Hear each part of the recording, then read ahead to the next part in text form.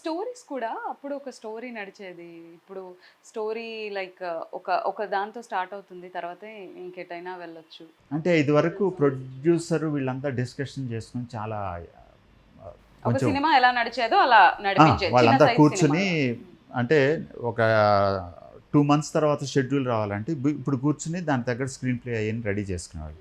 ఇప్పుడు స్పాట్లో కూర్చోబెట్టి స్క్రీన్ ప్లేలు వస్తున్నాయండి.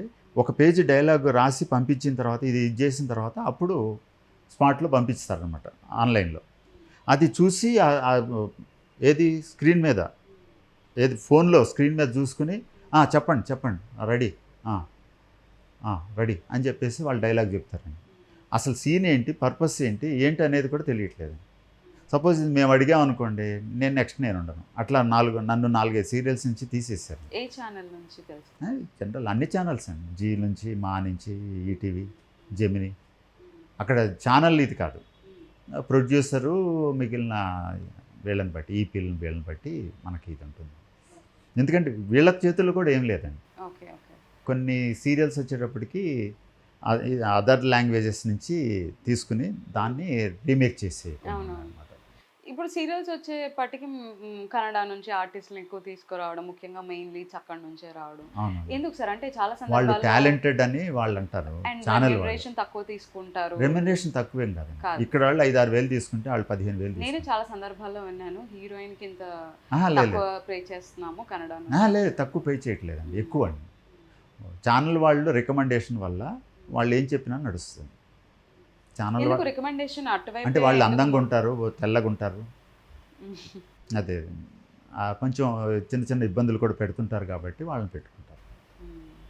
అంటే చేతగానే వాడు ప్రొడ్యూసర్ కాబట్టి, ఛానల్ వాళ్ళు గొప్పవాళ్ళు కాబట్టి వాళ్ళ చేతిలో ఉంది, పవర్స్ వాళ్ళ చేతిలో ఉన్నా కాబట్టి వాళ్ళు ఏం చెప్తే అది వినాలనేది వాళ్ళ పాలసీ.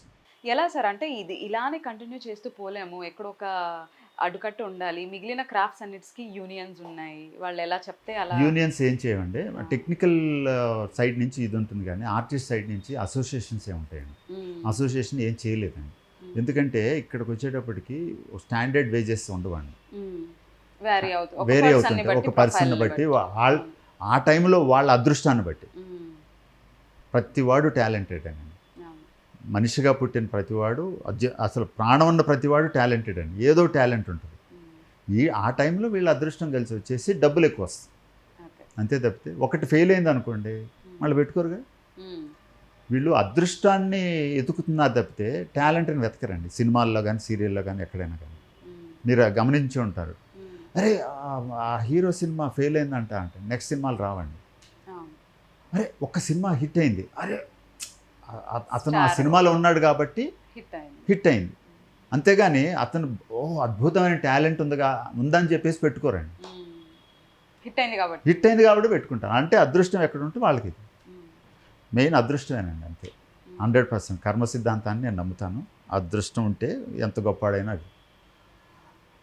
రాయి ఉంది, చూడంగానే రాయి అనిపిస్తుంది, దాని అదృష్టం బాగుంది అనుకోండి దాని మన మెరుస్తుంది, బయట దిగగానే అరే ఒక వజ్రం దొరికిందిరా అని దాన్ని పాలిష్ చేస్తారు, అది ఫుల్ కోహినూర్ అనే పేరు వచ్చింది. అది మామూలు మట్టిలో ఉండే. అంటే ఈ అదృష్టం అనేది ఓవరాల్ లైఫ్ లోనే ఎక్కువ రోల్ ప్లే చేస్తుంది, కెరియర్ కాదండి, దేనికైనా కానీ అదృష్టం ఉండాల్సిందండి ప్రతి విషయం. ఇప్పుడు ఒక ఆర్టిస్ట్గా రావాలనుకుంటే అదృష్టము లేదా దురదృష్టం కొద్దీ కూడా రావచ్చు. మీరు ఎలా తీసుకుంటున్నారు? అంటే ఇన్నేళ్ల ప్రస్థానంలో అనుకున్నవి చేయలేకపోవచ్చు, లేదా అనుకున్న స్థాయిలో ఉన్నారా లేదా? అనుకున్న స్థాయిలో అయితే లేనండి. నిజంగా నేను 38 years అవుతున్నాను ఇండస్ట్రీకి వచ్చి, ఈ రోజు వరకు నన్ను 100% యూజ్ చేసుకునే వాళ్ళు ఎవరు లేరండి.